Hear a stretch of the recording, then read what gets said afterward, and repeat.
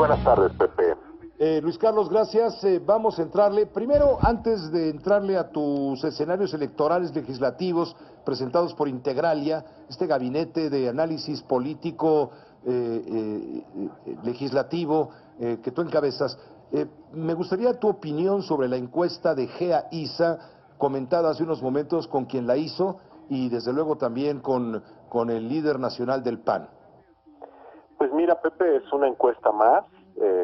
GEA es una encuestadora seria, como otras que han salido en las últimas semanas. Claramente esta trae un margen mucho menor entre el puntero y el segundo lugar. Yo creo que tenemos que esperar más observaciones, más encuestas en las próximas 2 semanas para saber si esa tendencia de que el margen se esté cerrando es realmente la tendencia de la industria. Yo en lo personal pienso intuitivamente que es lo lógico que ocurra, que se cierre. No sé si para hacer la elección muy competida, pero yo supongo que es algo que puede ocurrir. Y en ese sentido también creo con Ricardo de la Peña que el candidato que tiene más posibilidades de poder ser un retador es Ricardo Anaya, por la razón de lo que se lee en los atributos, la posición de la gente respecto al gobierno, respecto al PRI, es lo más probable. Pero ¿A mí no le das, Luis Carlos, no le das todavía la oportunidad? Bueno, yo creo que hay que esperar. Yo he visto a José Antonio Mide en la última semana y media con más energía, más contundencia, más claridad en su mensaje. Pero hay que esperar porque estas cosas tardan tiempo en madurar, tardan tiempo en que el público se entere, el público perciba lo que está ocurriendo. Entonces, yo creo que hacia la primera semana de junio veremos si esta tendencia de que se cierra es la tendencia y sabremos si efectivamente se va a tratar de una elección de 2 al final o de 3. No hay que descartar la posibilidad de que acabe siendo una elección de 3. Hay que esperar, todavía faltan 52 días. No hay duda de que López Obrador es el puntero por un margen significativo, pero también creo que en las elecciones y en las campañas las cosas se empiezan a cerrar y 14 o 12 puntos de diferencia, que es mucho en un sentido, tampoco lo es en otro sentido, porque basta que López Obrador caiga 3 puntos y basta que Ricardo Anaya suba 3 puntos para que el margen se te cierre a 6 o 5 puntos. Entonces yo creo que hay que esperar con tranquilidad para ver si esto es una tendencia y efectivamente, aunque hoy las apuestas son para que López Obrador gane la elección, no debemos descartar que hacia la tercera semana de junio se vuelva una elección cerrada, pero falta tiempo para saberlo. Luis Carlos Ugalde hoy está presentando Integralia escenarios electorales y legislativos para 2018. Ya vi el documento, está bien interesante. Compártelo con tu audiencia también, por favor. Tú Integralia plantea 3 escenarios posibles para el 1 de julio. ¿Cuáles son? Primero, una victoria abrumadora de López Obrador por 8 o 10 puntos de ventaja. 2, una victoria acotada de López Obrador por 3 o 5 puntos de ventaja. Y el tercer escenario es una derrota de López Obrador por un margen estrecho entre 1 y 3 puntos. Esos son los 3 escenarios en los que Integralia piensa que se puede mover la elección hacia el 1 de julio. ¿Cuál de estos escenarios es más probable?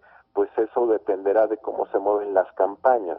Hoy claramente, o con la información de la semana pasada, muchos tienen la percepción de que podemos acabar en el escenario de una victoria abrumadora de López Obrador, en donde no solamente gane la presidencia, sino pueda llevarse las 2 cámaras del Congreso Federal, 6 de las 9 gubernaturas y 10 de los 27 congresos locales. Pero esto se mueve y por lo tanto nosotros pensamos que un escenario 2 que puede ocurrir es que López Obrador gane por una ventaja de 1 a 4 puntos de ventaja, en cuyo caso ganaría menos gubernaturas, menos congresos locales.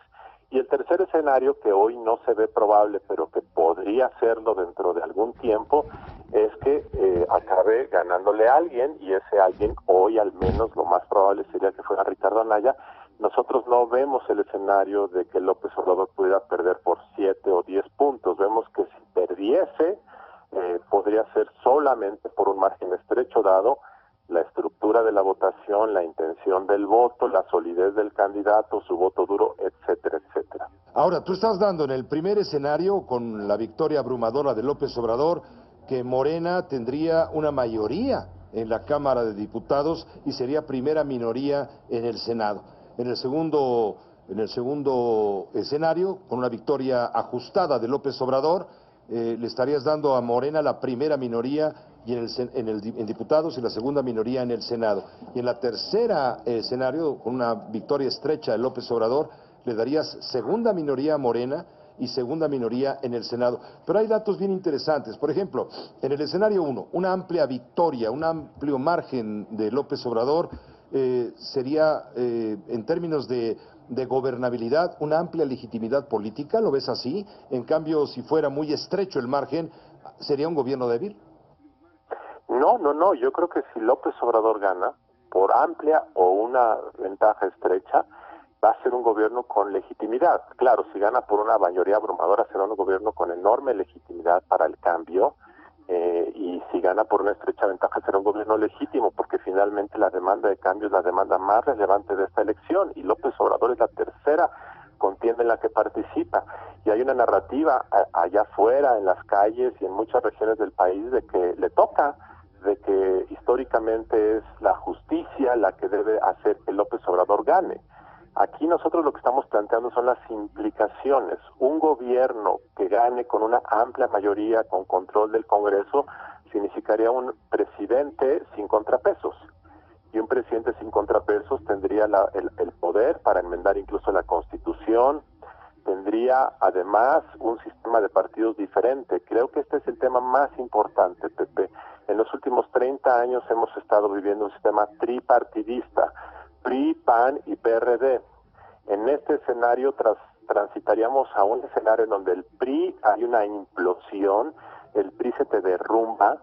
Para darte una idea de lo que significaría una amplia triunfo de López Obrador, significaría que el PRI, que hoy tiene como 58 senadores, podría caer a 18 o 20 senadores.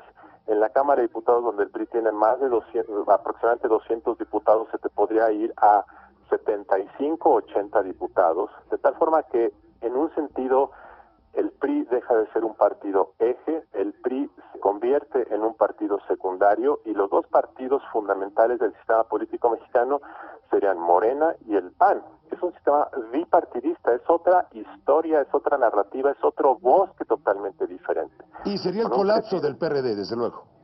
Y el PRD, en cualquier escenario, el PRD se va a colapsar porque en cualquier escenario el PRD seguramente perderá la Ciudad de México, Tabasco y Morelos.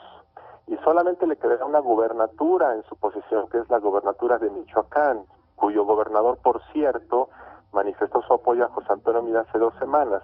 En un sentido real de la palabra, el PRD está en sus últimos días. No va a desaparecer legalmente hablando, porque va en coalición con el PAN. Y eso significa que van a ganar 15 o 20 diputaciones federales y van a mantener el registro, pero en un sentido estricto el PRD va a ser un partido marginal, un partido satélite, y Morena es el que va a tomar el lugar del PRD y va a ser el partido de la izquierda. Entonces, estamos hablando ya de otro escenario totalmente diferente.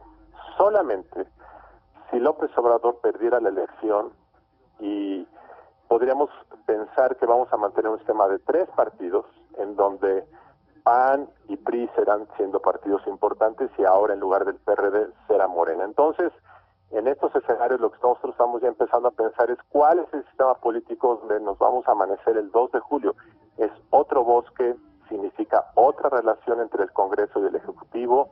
Nosotros pensamos además que en términos del sistema de pesos y contrapesos, que es lo que define una democracia presidencial, siempre es obviamente saludable que haya esos equilibrios. Cuando el PRI fue un partido hegemónico en el siglo XX, eso condujo al abuso. Y esto no es una cuestión del PRI, es de cualquier partido que gobierne sin los contrapesos institucionales. Y ese es obviamente uno de los riesgos de un triunfo abrumador. Reitero, si la gente quiere cambio, es válido que se vote por el cambio, y es válido que la gente quiera darle todo a Morena. Las implicaciones políticas e institucionales, sin embargo, son el riesgo de un partido, de un gobierno sin los contrapesos, que eso en México y en cualquier parte del mundo conduce al abuso, por supuesto. Pues muchas gracias, Luis Carlos, por este análisis, por compartir estos escenarios electorales y legislativos para 2018, de acuerdo a cómo van las cosas en este momento. Gracias, Luis Carlos, un gusto en saludarte, enorme. Gracias, muy buenas noches, Pepe. Gracias, muy buenas noches.